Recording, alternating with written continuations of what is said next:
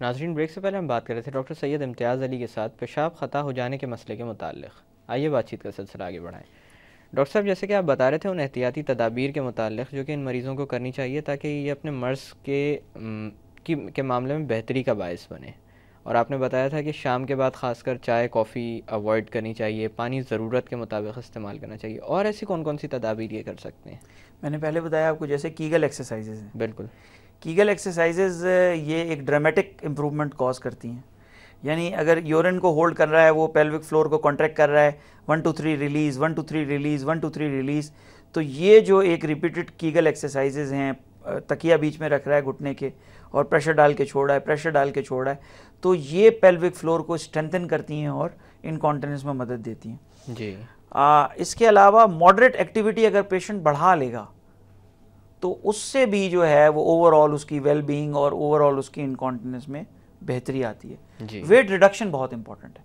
Obese patient جو ہیں they are especially the obese females, they can encounter incontinence. تو لہٰذا اگر ویٹ ریڈکشن یہ کریں، کافی اور چائے کا کم استعمال کریں اور اپنی ایکٹیویٹی کو بڑھائیں، تو یہ ساری چیزیں جو ہیں وہ انکانٹیننس میں مددگار ثابت ہوتی ہیں. اچھا ڈاکٹر صاحب، ہمارے پروگرام کے توسط سے آپ کوئی پیغام دینا چاہیں گے عوام کو؟ انکانٹیننس، یورینری انکانٹیننس کے حوالے سے whether it is in males اور فیمیلز، جو سب سے بڑا میسج میں دینا چاہتا ہوں وہ یہ کہ جس طرح زکام، کھانسی، نزلہ، نمونیا، ہرنیا، اپینڈکس یہ امراض ہیں، اسی طرح یورینری انکانٹیننس بھی اتنا ہی ایک سمپل سا مسئلہ ہے جتنا کہ یہ باقی امراض ہے. کسی کو بلغم زیادہ آ رہی ہے، کسی کو یورین کا کنٹرول نہیں ہے. جی. تو لہٰذا اس میں شرمانا، گھبرانا اور اس کے ان ساری چیزوں کے اور بجائے اس کے کہ وہ کوئی ایسے ہیلتھ کیئر پرووائڈر کے پاس چلے جائیں جو بالکل کمپیٹنٹ نہیں ہو اور وہ ان کو کسی اور مربے اور معجونوں میں الجھا دے. جی. یہ کمپیٹنٹ جو اتھارٹی ڈاکٹر ہو جو ان چیزوں کو ٹریٹ کر رہا ہو، اس کو اگر جا کے وہ اپنا پرابلم بتائیں.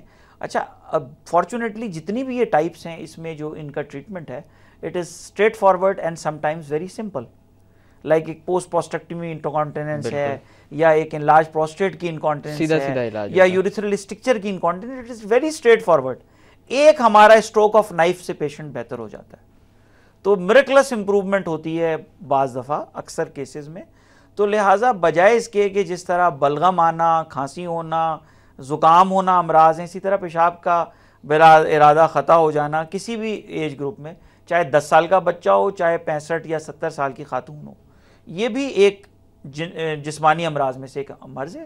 اور اس کا جو اسپیشلسٹ ہے اس کے پاس جا کے علاج کے لیے رجوع کریں اور اس سے انشاءاللہ تعالی بہتری ہوگی.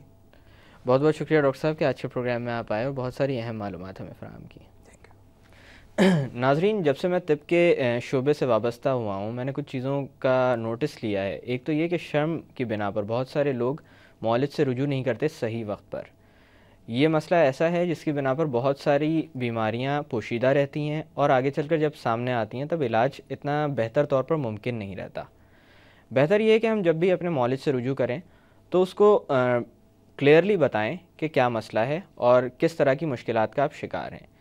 اس کے علاوہ کچھ لوگ وہ بھی ہیں جو عبادات ترک کرنا شروع کر دیتے ہیں اپنے اس قسم کے مسائل کی وجہ سے. ان کے بارے میں یہی کہوں گا کہ اگر وہ نہیں جانتے بہتر طور پر، تو جس طرح سے آپ کسی صحت کے معاملے میں کسی اسپیشلسٹ سے جا کر رجوع کرتے ہیں، اسی طرح سے مذہب کے معاملے میں بھی وہ کسی اسپیشلسٹ سے جا کر رجوع کر سکتے ہیں، یعنی کسی عالم سے، اور ان سے یہ پوچھ سکتے ہیں کہ ان کا جو معاملہ ہے اس کا حل کیا ہے.